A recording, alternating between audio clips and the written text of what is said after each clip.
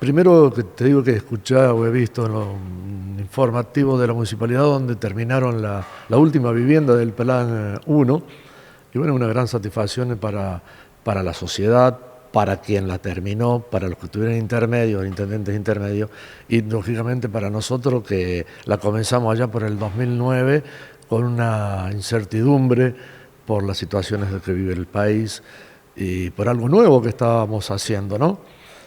Iniciamos, el primer decreto fue en el 2009, donde se autoriza a organizar un plan centenario, y en el 2010 se promulga la ordenanza donde ya comenzamos a trabajar.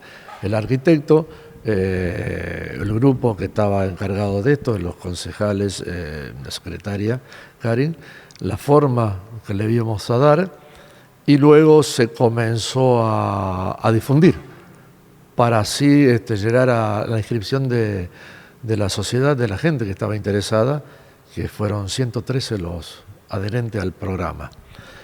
Bueno, a ver, de todo esto que estuviste comentando, vamos a ir sacando distintos puntos, distintos aspectos de todo este tema. En una época, dijiste, 2009, pero ya donde desde un par de años antes prácticamente habían desaparecido los planes de vivienda que se hacían tanto desde la provincia como desde la nación, ¿no? Claro, era costumbre que tanto la nación como la provincia enviara fondos a los municipios para hacer los planes de barrios, digamos, como se denominaban.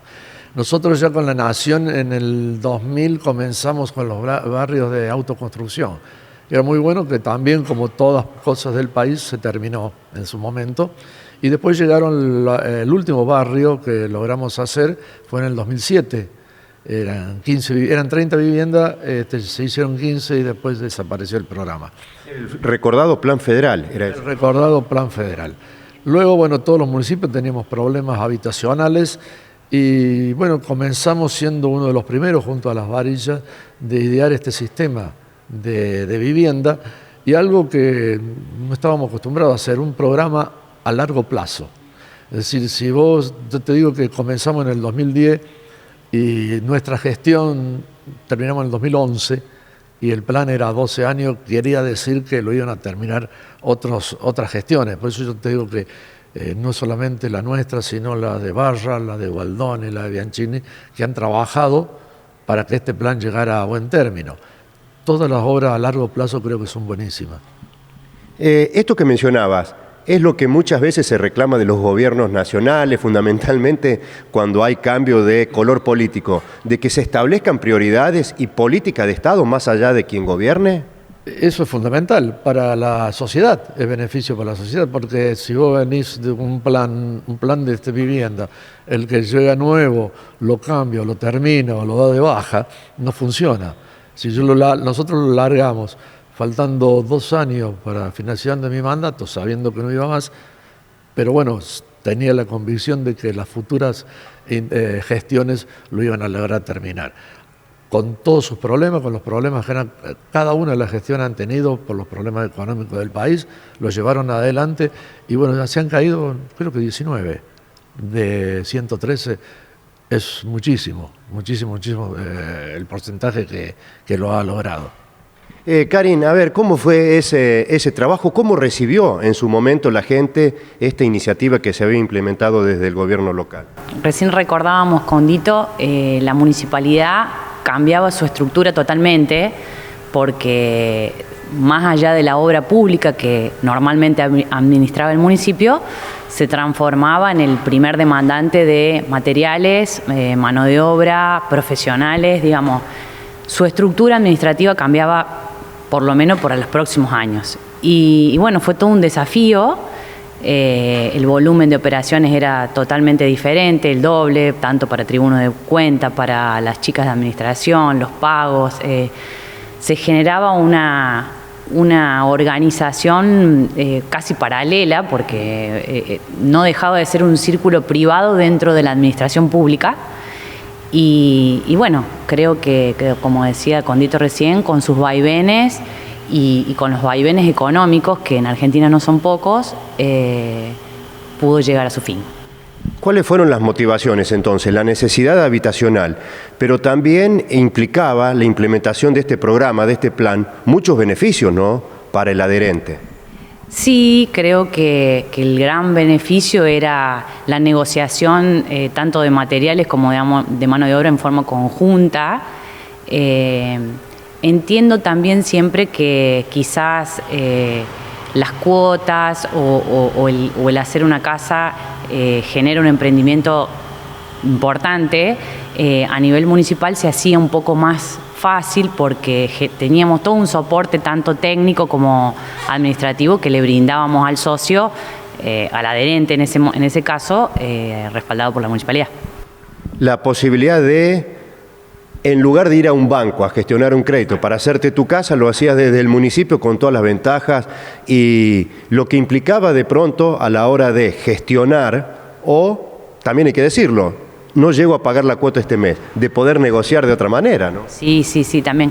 Recién cuando hablábamos antes de la nota, el tema de los bancos, llegar a los bancos con sus certificaciones de ingreso y todo lo que dependiera, acá en el caso de la MUNI, se generaban los listados iniciales, había una evaluación previa a la inscripción, pero teníamos también toda la parte de legales que generaban las garantías. No digo de manera casera, pero una garantía un poco menos burocrática, porque generábamos hipotecas, generábamos ese tipo de cosas, que lo que generaría un banco. Eduardo, era todo un desafío entonces para ese momento, en algo inédito, al menos para pueblos y municipios como lo nuestro, ¿no?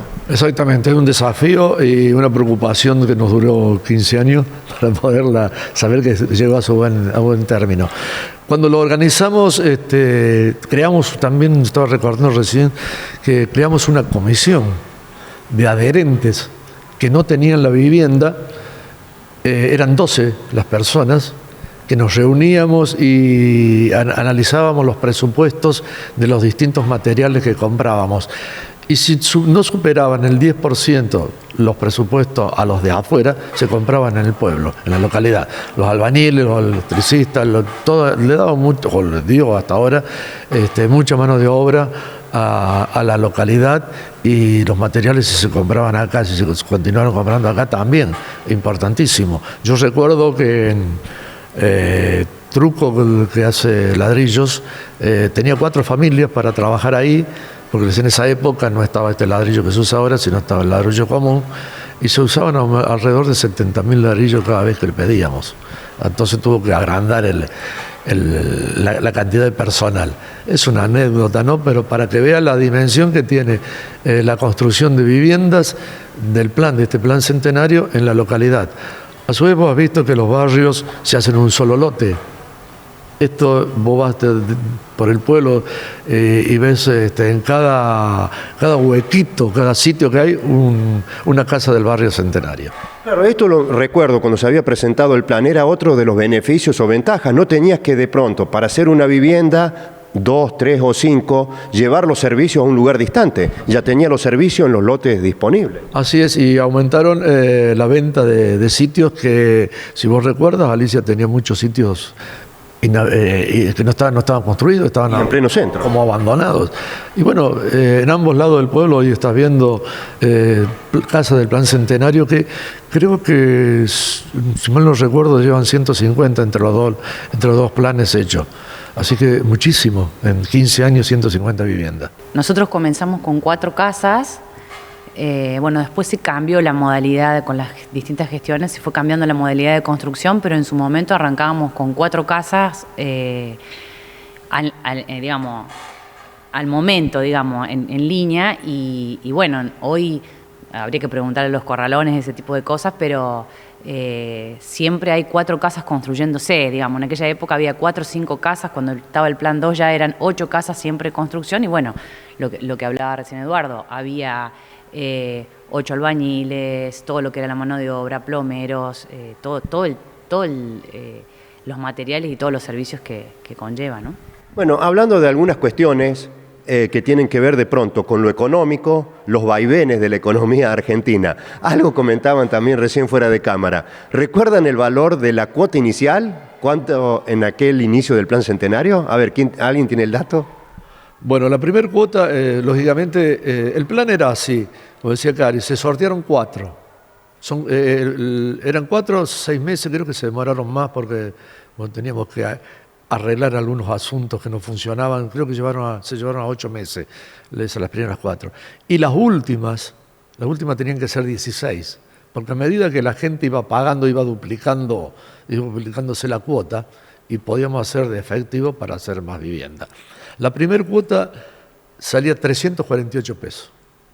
Esa es la primera cuota de una vivienda no entregada. Hoy creo que debe estar en 500 y pico pesos la entregada, así que está cerca de 300.000 pesos la a construir. Por eso ese era el desafío que teníamos y la preocupación, no de nuestro plan, porque estábamos seguros de ello, pero sí de los vaivenes políticos. La inestabilidad del país. La inestabilidad exactamente del país, que llevó a mucha gente a sufrir para pagar la cuota. Y venían y nos decían, es cara. No es cara. Saquen lo que sale el valor de una vivienda y no tiene intereses, no tiene garantía. Son ustedes mismos con la municipalidad los que tienen que arreglar. El problema era el asalariado, que a veces no llegaba. Pero no era el problema vuelvo a repetir, no era el problema del sistema, sino de los vaivenes de la economía argentina. Vaivenes que implicaron en este desarrollo del Plan Centenario varias crisis que se tuvieron que sortear en el transcurso y desarrollo del plan. Así es, varias crisis, y no recuerdo en cuál gestión le agregaron creo que 30 cuotas más a la vivienda para que no se fuera tan alto. No recuerdo si era de Gualdoni o Bianchini. Barra creo que no, Gualdoni no recuerdo. Pero era para que solamente no saliera más cara la cuota. Ese era pudiera sostener y la gente pudiera seguir. Claro, se pudiera sostener y llegar a lo que se llegó hoy, a terminar la última vivienda. ¿Recuerdan a quién se le entregó la primera vivienda? Sí, recuerdo que el sorteo fue en el Polideportivo a la señora de Truco, la mamá de la no de Truco, la señora de Culín. Esa fue la primera casa que se construyó. Claro. Y la primer beneficiaria que tuvo llave en mano la casa propia. Ahí está el otro tema, ¿no? El sueño de la casa propia. ¿Qué representó para ustedes como funcionarios, como autoridades del pueblo, poder concretar ese sueño, esa posibilidad, brindarle esa posibilidad a la gente del pueblo? Era una satisfacción muy grande. Hoy mismo, como decía Eduardo recién, uno va por el pueblo y hay algunas que recuerdo y hay otras que no, pero recuerdo de gente, de chicos jóvenes que hoy tienen su familia y bueno, uno los ve en la casa y más allá que sea la gestión que le tocó entregar la casa, es una satisfacción porque bueno, creo que ellos también entienden un sueño realizado. Eduardo, a ver, Plan Centenario 1, 2, ¿qué representa esto para el pueblo? Hoy ya son muchos las ciudades, las localidades, los municipios que tienen su propio plan de vivienda, pero ¿qué representa para un pueblo impulsar el desarrollo habitacional con recursos y plan propio? Bueno, primero para la gente, ¿no? La gente del pueblo, los jóvenes más que todo que no tenían acceso a una vivienda, este plan les permitió llegar a tener su vivienda propia, que realmente es el anhelo de cada uno de los jóvenes que buscan un futuro. La movilidad que le daba, que decía recién Cari, a los comercios locales, a los albañiles, a los electricistas, a los pintores, a los gasistas, permitió que si digamos, estaban flojos de trabajo, ahí había un bolsón de trabajo para hacer. Las remuneraciones sabíamos que no eran las que pagaba un privado, pero ellos tenían 15 años seguros de trabajo. Bueno, recuerdo también en distintas gestiones, hasta esto sirvió también para capacitar a la gente con el desarrollo de talleres y cursos, ¿no? Y que se utilizó este plan para desarrollar esas prácticas allí. Sí, mucha gente, algunos aprendieron los oficios y otros se mejoraron la técnica, sí, sin duda, albañiles, plomeros, electricistas, creo que han surgido en la localidad, a lo mejor de los tradicionales albañiles o electricistas, fácil 4 o 5 más en cada rubro. Mencionaban recién satisfacción.